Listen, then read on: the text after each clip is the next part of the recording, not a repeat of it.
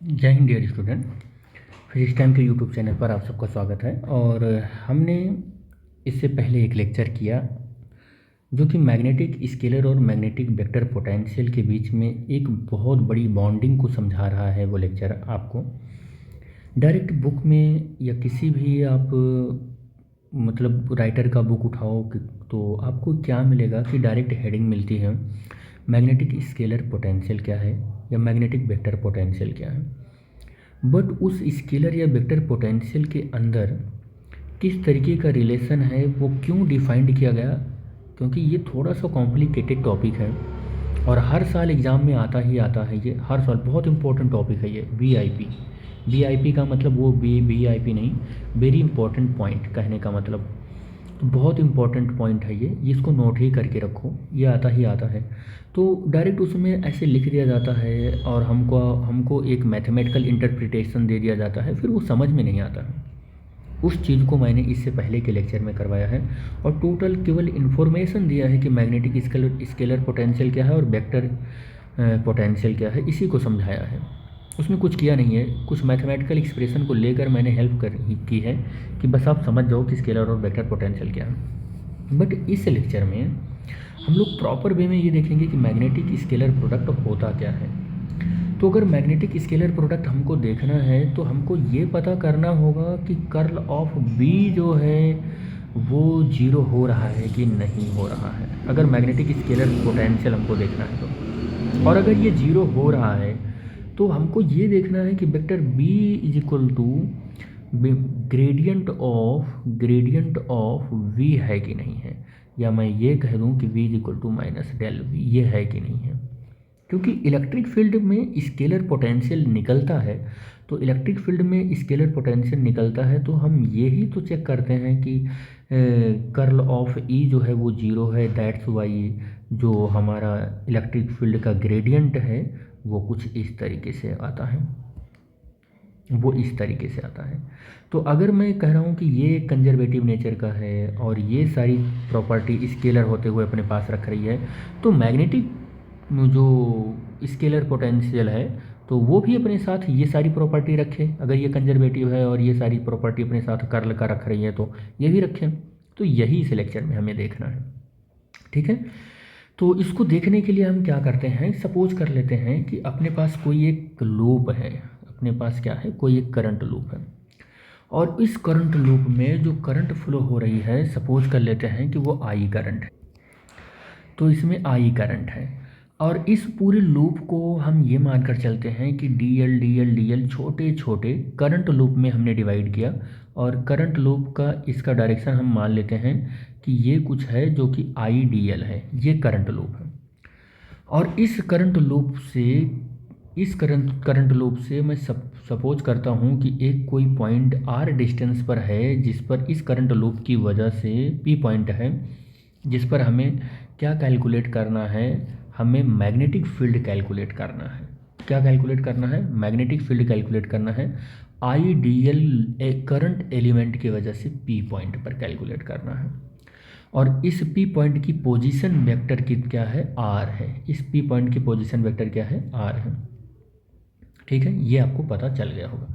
तो इस कंडीशन के लिए अगर मैं बायो सेवर्ट लॉ लगाऊं तो बायो सेवर्ट लॉ ये कहता है कि B is equal to mu naught upon 4 pi. और इस डी एल पूरे करंट लूप के लिए अगर मैं छोटे से लूप के लिए अगर लगाता हूँ तो देखो क्या लगाएगा, I D L cross R vector और अपान में डी भी यहाँ लिख लो और अपान में आर क्यूब हो जाएगा। और ऐसे छोटे छोटे छोटे हर एक एलिमेंट के लिए अगर मैं लगाऊं यहाँ पर तो इंटीग्रेशन हो जाएगा इसका डी बी और ये बी मिलेगा is equal to mu naught upon 4 pi. Integration हो जाएगा पूरे क्लोज्ड लूप का और I D L cross R हो जाएगा और अपान आर क्यूब, ये मिलेगा हमको, ठीक है। ये इंटीग्रेशन होकर मिलेगा, ये एक्सप्रेशन हमको मिलेगा। लेकिन हम ये मानकर चलते हैं कि जो ये पॉइंट है जिसका पोजीशन वेक्टर आर है, इस पॉइंट को हम किसी दूसरे पॉइंट तक ऐसे खिसका देते हैं और वो पॉइंट मान लेते हैं कि वो क्या है, क्यू है। और इस पॉइंट को हमने कितना खिसकाया है, डी आर डिस्टेंस खिसकाया है। तो क्यू की जो पोजीशन है वो आर प्लस डी आर है, क्योंकि जो पोजीशन है वो कितना है r प्लस डी आर है, और डायरेक्शन इसका कितना है n यूनिट वेक्टर है, कितना ये n यूनिट वेक्टर है। तो अब मैं अगर क्यू पॉइंट के लिए देखूं जो कि infinitely small distance D R है, इसके लिए अगर मैं देखूं तो यहाँ पर बी डॉट डी आर निकालता हूँ। अगर मैं बी डॉट डी आर निकालूँ तो जैसे मैं वहाँ पर पोटेंशियल हम लोग निकाला करते थे, पोटेंशियल क्या निकालते थे कि line integral of electric field, line integral of electric field is known as potential, ऐसे तो निकालते थे। तो अगर इस पॉइंट पर मुझे एक scalar magnetic scalar potential calculate करना है, तो हमें इधर भी कुछ अगर इस मतलब हम मैं ये मानकर चल रहा हूँ कि अगर इसकी वैल्यू जीरो हो रही है तो इसकी वैल्यू भी जीरो होगी। तो देखते हैं कि उस रेफरेंस में इसका भी जैसे इसका निकलता है लाइन इंटीग्रल, वैसे इसका भी निकाल कर देख लेते हैं कि क्या होता है क्या नहीं होता है। तो निकालने की कोशिश करते हैं। तो निकालने की इस कोशिश में हमको देखो यहाँ पर ऐसे कुछ करना होगा। तो अगर ऐसा कुछ करना होगा तो चलो ट्राई करते हैं कि म्यू नॉट अपॉन 4 पाई और integration closed loop I D L cross R upon R cube dot D R, दोनों साइड में हमने डी आर का डॉट प्रोडक्ट ले लिया। अब हम क्या करते हैं कि म्यू नॉट, इधर देखो ये क्या करने वाले हैं, हम आई को कॉमन कर लेते हैं, यहाँ से आई को कॉमन कर लेते हैं। तो mu naught I upon 4 pi over the close integration over the close loop D R, देखो डी आर, अब यहाँ पर देखो कोई जो हो रहा है वो देख रहा है, D R dot D L cross R कर दिया हमने, ये कर दिया, और अपॉन में आर क्यूब कर दिया। क्या कर दिया, आर क्यूब कर दिया। इसी चीज़ को एक तरीके से और भी हम लिख सकते हैं, वो भी हमें करना है। देखो कैसे करते हैं, mu naught upon I upon 4 pi integration और D R cross D L और dot R upon R cube. अब इस चीज़ को समझने के लिए आपको एक रूल जानना पड़ेगा, ट्रिपल प्रोडक्ट का जो फॉर्मूला है वो जानना पड़ेगा। देखो ट्रिपल प्रोडक्ट का मैं फार्मूला लिख रहा हूँ, ए डॉट अगर बी क्रॉस सी है तो इसको क्या लिख सकते हो बोलो, इसको लिख सकते हो B dot C cross A, ये लिख सकते हो। और इसी को क्या लिख सकते हो, ए क्रॉस बी डॉट सी। यही प्रॉपर्टी हमने यहाँ पर यूज कर ली, यही प्रॉपर्टी यूज कर ली। अच्छा डॉट प्रॉपर्टी में ऐसा भी तो लिख सकते हो कि बी क्रॉस सी और डॉट ए भी तो लिख सकते हो। अब देखो ये कम्यूटेटिव होते हैं, ए डॉट बी तो बी डॉट ए भी लिख सकते हैं। देखो इसको ऐसे भी तो लिख सकते हो, सी क्रॉस ए और डॉट बी भी लिख सकते हो, C dot A cross B भी लिख सकते हो, ऐसे भी तो लिख सकते हैं इसको हम। तो ऐसे लिखने से हो यहाँ पर मतलब इसी मेथड को हमने यहाँ पर यूज कर लिया कि देखो ए डी आर डॉट हो गया। तो देखो डी आर, देखो यहाँ पर देखो ये del R into R, del R into R, हमने इसको इंटरचेंज कर लिया। ये इंटरचेंजेबल भी होता है, ये भी आपको पता होना चाहिए कि इंटरचेंजेबल होता है। कैसे इंटरचेंजेबल होता है ये आपको ट्रिपल प्रोडक्ट अगर आ रहा है तब समझ में आ जाएगा, ठीक है। तो हमने यहाँ पर क्या निकाला, बी डॉट डी आर निकाला, हमने यहाँ पर क्या निकाला, बी डॉट डी आर निकाला, कुछ इस तरीके से। लेकिन देखो हमने क्या किया था, एक बार यहाँ पर डी आर निकाला कब, जब हमने पी पॉइंट को शिफ्ट कर दिया, पी पॉइंट को डी आर पॉइंट तक शिफ्ट किया। यानी कि हम ऐसा कर सकते हैं पी से डी आर हम आगे फॉरवर्ड ऐसे चले गए, क्यू पॉइंट तक चले गए। लेकिन क्या यही एक रीज़न है जिसमें हम ऐसा जा सकते हैं, हम ऐसा भी तो कर सकते हैं कि इस लूप को थोड़ा सा नीचे ले आएँ, इस लूप को थोड़ा सा नीचे ले आएँ। तो लूप को नीचे ले आने का मतलब ये हुआ कि लूप को ही हम डिस्प्लेस्ड कर दें थोड़ा सा। तो हमने लूप को डिस्प्लेस्ड किया थोड़ा सा। जब हमने लूप को डिस्प्लेस्ड किया तो लूप को कितना डिस्प्लेस्ड किया, हमने डी आर डिस्टेंस डिस्प्लेस किया। अच्छा किधर किया है, डाउनवर्ड डायरेक्शन में किया है। तो हम इसका पोजीशन वेक्टर नेगेटिव में लेंगे। और फिर हम क्या करने वाले हैं कि अब देखें कि P से इसकी पोजीशन वेक्टर कितनी है। तो अब हमारा जो P से इसका पोजीशन वेक्टर है वो कितना हो गया है, वो नेगेटिव में चला गया है R प्लस डी आर, लेकिन डी आर नेगेटिव में जा रहा है। अगर मैं इसको इस वाले लूप को ओरिजिन पर मानूँ तो डी आर नीचे की डायरेक्शन में गया है। तो यहीं से अगर मैं इसका रेफरेंस लूँ, यहीं से अगर इसका रेफरेंस लूँ तो बी डॉट टी आर मैं अगर कैलकुलेट करूँ तो mu naught I upon 4 pi integration of closed loop और minus D R cross D L, इस पर वेक्टर आप लगाते रहिएगा। और इनटू यहाँ भी वेक्टर, यहाँ भी वेक्टर, हर जगह पर वेक्टर आप लगाते रहिएगा, ठीक है। अपॉन कितना हो जाएगा यहाँ से r³ हो जाएगा, ये हो जाएगा। और आप एक चीज़ और बता दें आपको कि dr इंटू डी एल ये क्या है। dr इंटू डी एल, अगर dr मैं नीचे ले गया हूँ तो इस लूप के लिए क्या इंडिकेट कर रहा है, वो एरिया इंडिकेट कर रहा है। dr into D L is equal to D, area को हम स्मॉल a से लिख रहे हैं, ठीक है। ये किसका एरिया है, ये भी आपको पता होना चाहिए कि area traced out by current element,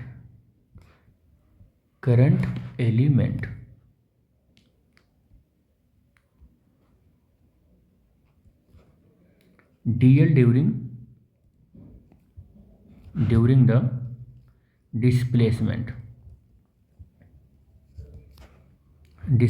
minus dr, तो ये एरिया हो गया, ठीक है। तो ये वैल्यू यहाँ पर पुट करते हैं बेटे, तो क्या मिलेगा, b dot D R is equal to mu naught I upon 4 pi, और ये वैल्यू की जगह पर आप डी ए पुट करेंगे तो integration of close loop D A dot are हो जाएगा अपॉन r³ हो जाएगा। ये वैल्यू यहाँ पर मिलती है। एक चीज़ और मैं आपको बताऊं कि अगर a डॉट बी वेक्टर है आपके पास तो आप इसको ओपन करते हो तो ए बी कॉस थीटा ही तो लिखते हो। तो यहाँ पर देखो आप क्या लिखोगे, mu naught I upon 4 pi integration of close loop, और D A into R cos theta लिखोगे अपॉन r³, और आप देखोगे कि एक r³ से यहाँ पर कैंसिल होकर 2 मिलेगा आपको, और यू कैन राइट एज आप 4 pi integration of close loop D A cos theta upon r² और b डॉट डी आर।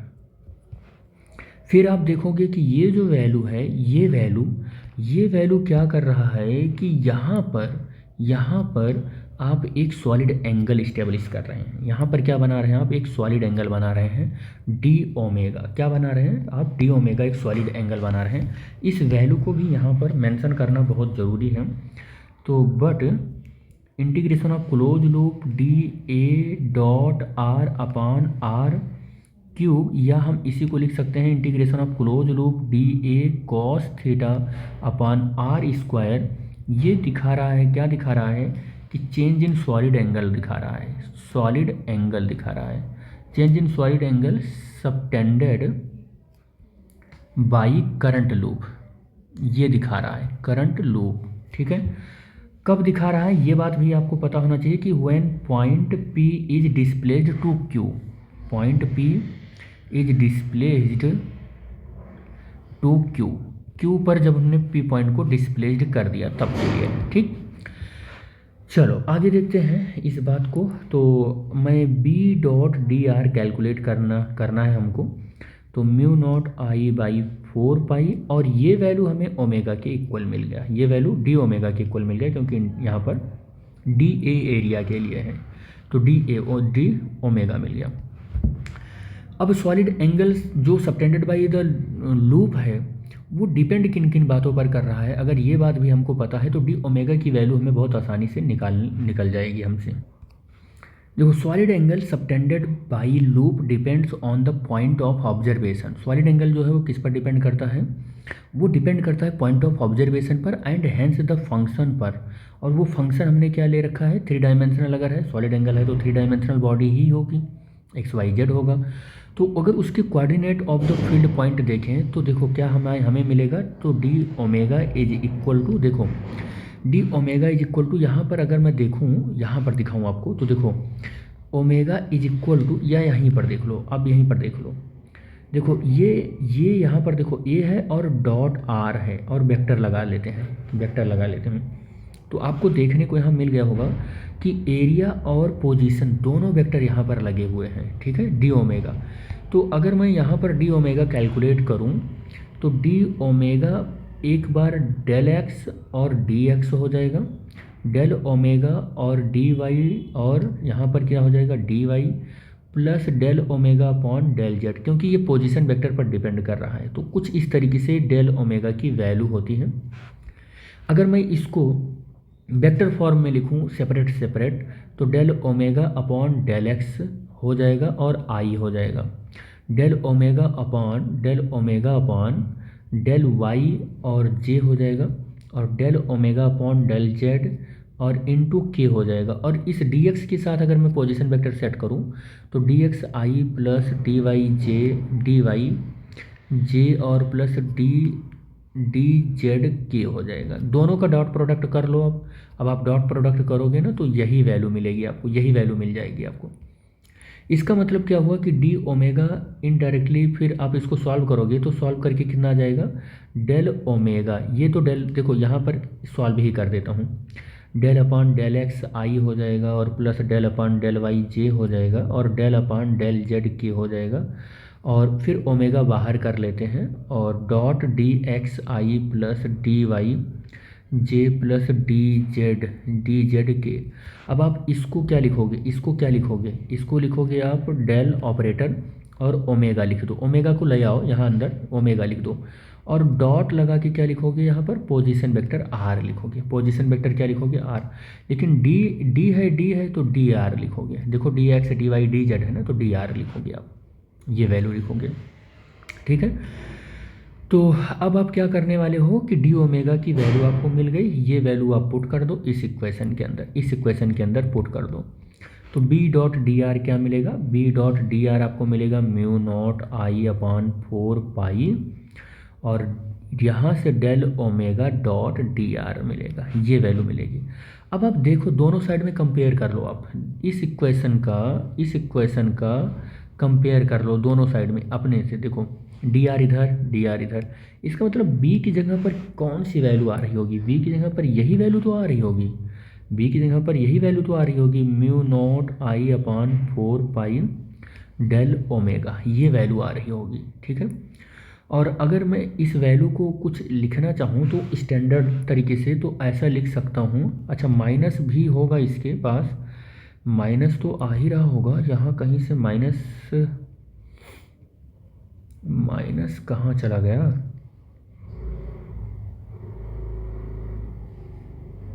अरे ये देखो माइनस यहीं से गड़बड़ हुआ है, ये यहाँ माइनस चलता रहेगा, माइनस यहाँ चलता रहेगा तो ये माइनस आता रहेगा, माइनस ऐसे चलता रहेगा, ठीक है, माइनस ऐसे आता रहेगा। तो देखो तो ये वैल्यू माइनस म्यू नॉट, देखो क्या लिखा जाएगा डेल और mu naught I upon 4 pi omega, ये लिखा जाएगा, ये वैल्यू लिखी जाएगी। इसका मतलब ये हुआ कि b is equal to minus gradient of mu naught I omega upon 4 pi, ये लिख सकते हैं आप। इस वैल्यू को क्या मान लेते हैं, पोटेंशियल मान लेते हैं कि ये पोटेंशियल है। अब अगर ये पोटेंशियल है तो इसको एक वैल्यू से डिफाइन कर सकते हैं, बहुत सी बुक इसको फाई से रिप्रेजेंट करती है, बहुत सी बुक वी से रिप्रेजेंट करती है, आपकी जो मर्जी उस वर्ड से आप रिप्रेजेंट कर सकते हो। तो मैं ये मानकर चलता हूँ कि phi is equal to mu naught I omega by 4 pi, ठीक है। तो b is equal to minus gradient और यहाँ पर क्या लिख सकते हैं, फाई लिख सकते हैं, ये हो जाएगा हमारा, ये हो जाएगा, ठीक है। तो कंपेयर करने पर ये वैल्यू निकल कर है, यानी कि मैग्नेटिक हम यहाँ पर लेकर चलते हैं क्या, magnetic scalar potential, magnetic scalar potential, तो magnetic scalar potential B is equal to minus gradient of phi, और जहाँ पर फाई की value mu naught I omega upon 4 pi है, ये बात आप ध्यान में रख कर चलेंगे, ठीक है। ये जो फार्मूला है, इस फार्मूले का यूज अगर हमें कहीं करना है, यानी कि मैग्नेटिक स्केलर पोटेंशियल का यूज हमें कहीं करना है, तो हम प्रैक्टिकल यूटिलिटी के आधार पर केवल उसी जगह पर कर सकते हैं जहाँ पर हमें मैग्नेटिक फील्ड अब्सेंट मिले, या हम ऐसा कह सकते हैं कि magnetic field absence of continuous current distribution. अगर कंटिन्यूअस करंट डिस्ट्रीब्यूशन में मैग्नेटिक फील्ड अब्सेंट है तो उसकी प्रैक्टिकल यूटिलिटी में इसको हम यूज कर सकते हैं, लेकिन स्केलर पोटेंशियल वहाँ कामगार नहीं है, या ये कॉन्सेप्ट वहाँ फेल हो जाएगा जहाँ पर लाइन इंटेग्रल इन सर्किलिंग होगा, या हम ऐसे कह सकते हैं कि करंट इनक्लोज होगा किसी एरिया से या किसी मीडियम से, तो वहाँ पर ये चीज़ नहीं ओबे होगा। तो आप इस तरीके से अप्रोच अपना सेट कर सकते हैं। तो इस लेक्चर में बस हम लोग यहीं तक डिस्कस करेंगे, मिलेंगे नेक्स्ट लेक्चर में। और वो नेक्स्ट लेक्चर क्या रहेगा, application of magnetic scalar potential, जो कि एक दो एप्लीकेशन हम उसमें करेंगे। तो thanks for watching the video, thank you बेटा।